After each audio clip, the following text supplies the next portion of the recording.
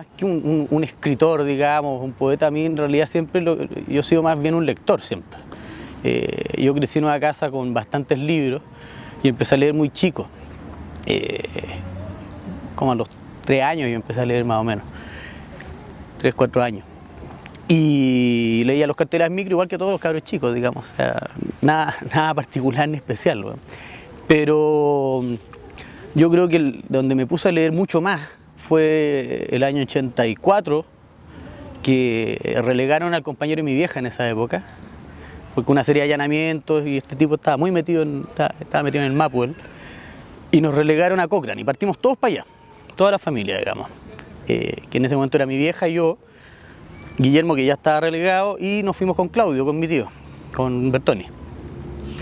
Y allá había un viejito que tenía como un bazar, y el pueblo nos acogió muy bien a nosotros. Y yo era chico y me aburría mucho, digamos, y este viejo me abrió su biblioteca, y tenía a todo Emilio Salgari y todo Julio Verne. Entonces yo ahí me comí todo Salgari básicamente, y de ahí para adelante solo leer y leer y leer, digamos. El tema más de la escritura, yo creo que, bueno, uno empieza a escribir, yo creo que como todo el mundo cuando es adolescente, por weas que no le funcionan, que no te funcionan, no funcionas tú con el mundo, o no te funcionan las relaciones, cualquier cosa, y uno tiende a escribir, digamos. Cosas bien melosas, y yo creo que ahí puede que haya empezado a tirar las primeras líneas. No es la lógica de ser poeta, ¿eh? Sino que lisa y llanamente me di cuenta de que escribía y se me fue convirtiendo en una necesidad. En llegar a la casa, sentarme con la máquina de escribir, yo tenía una Underwood, y estar ahí tomando y escribiendo, pero sin mucha claridad de para qué, ni el sentido que tenía. Que es una cosa que a mí todavía me pasa, yo todavía no sé cuál es el sentido un poco de escribir, o sea, creo que es un ejercicio súper personal al final. A pesar de que en algunos momentos uno escribe cosas mucho más vinculadas a lo que pasa, al contexto, en mi caso sobre todo al tema más político en su momento, digamos, pero siempre ha sido un ejercicio como muy íntimo en ese plano, y no sabría decirte un momento exacto en que yo empiezo a escribir. Sino que se fue convirtiendo más bien en un hábito que no dejé.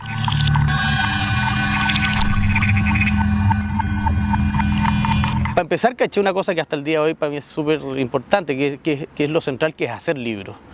Incluso más que escribirlos, ¿ah? O sea, o quizás hacer libros en todas las facetas. Escribir el libro, editar el libro, publicar el libro, generar productos culturales, en definitiva. Para mí el tema de la escritura, si bien es un ejercicio íntimo, como decía, es también un permanente estar generando productos culturales.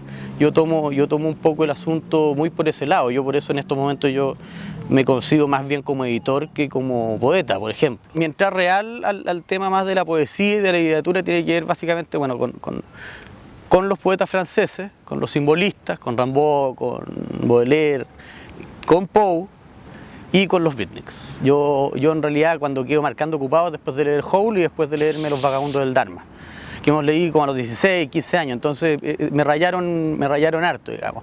O sea, al punto que yo me fui a la casa a los 16 años, por X motivo, y yo anduve un tiempo con una mochila, pues, con ollita y toda la weá, muy en la lógica del Vagabundo del Dharma, pero o sea, medio desquiciado también. Entonces primero me metí mucho en esa lógica, o sea, al final de tratar de escribir mi propio Howl, ¿cachai? Lo cual después te das cuenta que no tiene ningún sentido, digamos, pero bueno. Y yo en general lo que hago es eso, me largo a escribir nomás. Escribo hasta que siento que está cerrado el círculo, y ahí me detengo y trato de pulir, digamos, en la medida de lo posible. Eso es lo que yo hago. En general con arte investigación. Y eso tiene que ver con un cierto concepto de la poesía que yo tengo, no de la poesía en general, sino de la mía, y que comparto yo creo que un par de autores más o menos de mi edad, como Jaime Pinos, ponte tú, que tiene que ver con hacer una poesía que hasta cierto punto es una poesía documental, es una poesía más historiográfica, si se quiere más utilitaria. Me volcado más al tema del trabajo editorial. O sea, ahí con un lote de gente, de los cuales ahora quedamos básicamente mi mujer y yo, montamos Das Capital Ediciones hace un par de años. Y ahí es donde nosotros tratamos de volcar más lo que tiene que ver con la idea de generar productos culturales con algunos grados de politicidad. Para nosotros en ese plano es súper importante hacer apuesta por autores nacionales. Nosotros entendemos, porque además venimos trabajando hace mucho tiempo en el mercado editorial, y acá los que hacen en definitiva la inversión en los autores nacionales son las editoriales chicas. Y después cuando estos autores funcionan, llegan las editoriales grandes y te los sacan. Pues lo que pasó con Lemebel, es lo que ha pasado con varios, digamos. Y ahí es donde yo canalizo todo lo que tiene que ver con mis pulsiones más de activismo cultural. O sea, desde el tema de la editorial para nosotros es súper importante democratizarla y generar otro tipo de relación con los autores también. Esta cosa de que tú a los autores los agarráis, te pasas el libro y después lo soltáis, a nosotros una cosa que nunca nos gustó.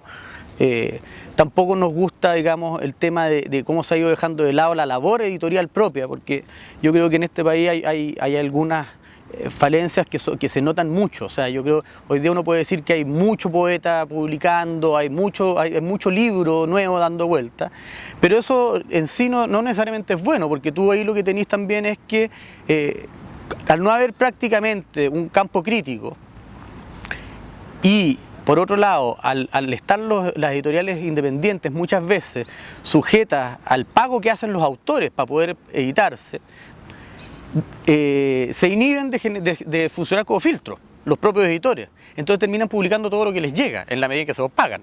Y eso a nosotros no nos parece. O sea, yo creo que los editores, el editor tiene una labor ahí que tiene que ver con un mínimo control de calidad, por un lado, y por otro lado recuperar también la relación más del tú a tú con el autor. O sea, no es que yo llego, te paso el libro y publicamos tal como está. No, yo como editor tengo derecho a hacerte comentarios, a decirte que de repente esto no va, que sería mejor cambiar este final, ponerle otro título, etcétera, digamos. O sea, entablar un diálogo con el autor más que simplemente recepcionar el CD y ser intermediario entre el autor y la imprenta, digamos.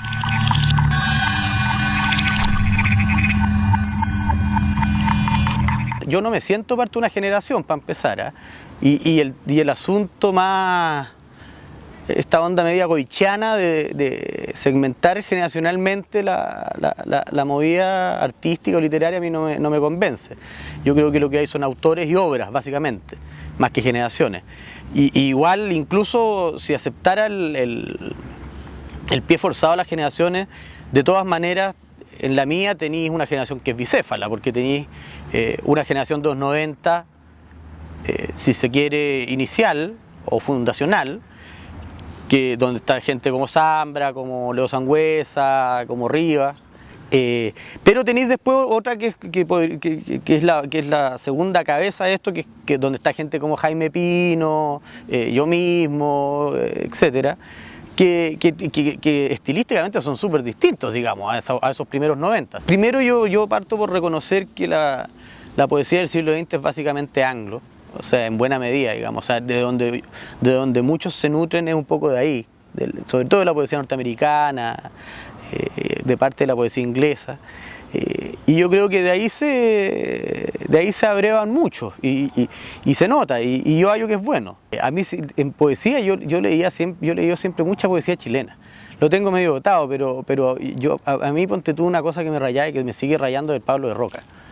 Para mí Pablo de Roca, el Enrique Lin son como los dos lugares desde donde me paro un poco en términos de poesía chilena, digamos. Habiendo una infinidad de cosas más que me interesan, ¿no? O sea, pasando por Maquieira, el mismo Zurita, cosas del Loco Lira, que es cierto que de repente está hipervalorado, digamos, y está sobrevalorado, digamos, pero yo creo que igual ahí hay cosas que son súper interesantes. A mí me gusta la reflexión en Lin, me gusta su relación con el texto. Que es algo que a algunos les carga, pero a mí me gusta. Y en De Roca me gusta mucho esa esa cosa telúrica, pero más que telúrica, ese como vomitar, que es como... y tira todo a la parrilla al tiro y no pone coma y dice las barbaridades que se le ocurre y esa weá la hallo genial. O sea, la hallo brillante. Además lo comparo con Neruda, que para mí, siendo que yo sé que es un gran poeta y que tiene weá al descueve y hay cosas que me gustan mucho, pero que a mí siempre Neruda me ha parecido que es como comerse, no sé, un litro de manjar, weá. No me convence, weá, me atosiga. Me atosiga. Y ahí también caigo en una weá que no tiene nada lógico y que no es racional tampoco, que es la weá que uno se siente más rockiano que nerudiano, entonces al final te vas a ir por la raja al otro weón, aunque no tengáis razón y aunque no tengáis ningún motivo real para decir esta weá es mejor que esta, es absurdo eso yo creo un poco. Pero eso. Y ahora he estado bien pegado últimamente leyendo harta prosa.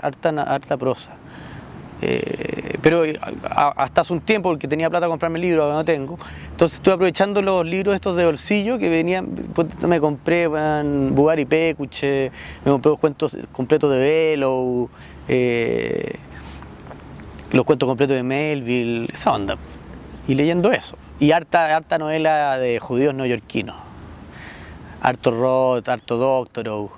Eso es lo que Doctorow particularmente tiene una weá que a mí me fascina, que a mí me encantaría poder escribir poesía como él escribe prosa, porque el tipo es de una politicidad que a mí personalmente me alucina, y además es de una fineza para escribir, el tipo escribe como los dioses, es un weón muy capo, y me encantaría escribir como él, digamos. Pero no se puede, pues,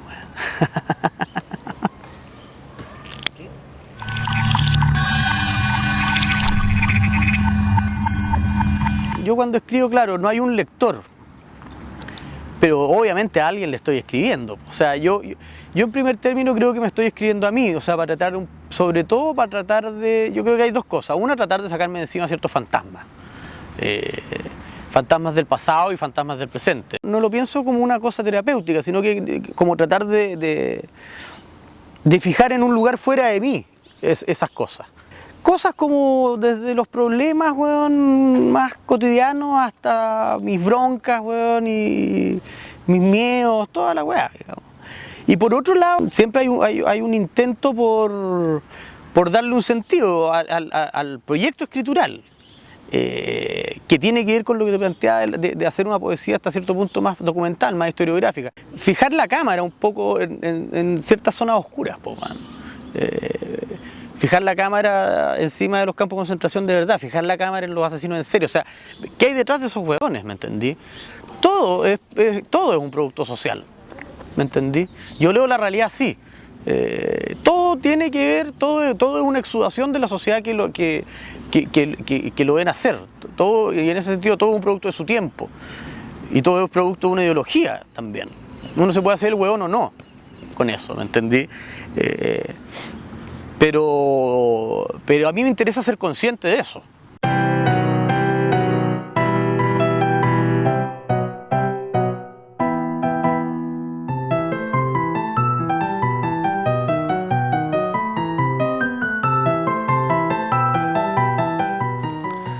Ed Gein, el carnicero de Plainfield, camina, va saltando entre sus muebles tapizados con piel humana, las cabezas convertidas en platos soperos, mientras los beats, al son de un On the Road Unplugged todavía, anuncian el supuesto fin del sopor y la tranquilidad en las tardes aburridas de Denver City. Kerouac y compañía se solazan culeando volados en las noches en los límites del Middle West. Gein se pone su collar de labios, su chaleco de pezones y vaginas, ve la hora y concienzudo revisa en el sartén que el corazón de la cena no se pase de sal ni se queme. Luego aspira el humo del cigarro que deja de inmediato sobre el cráneo convertido en cenicero gore de una vida escenográfica y veloz. No sabemos si piensa o no en la carretera.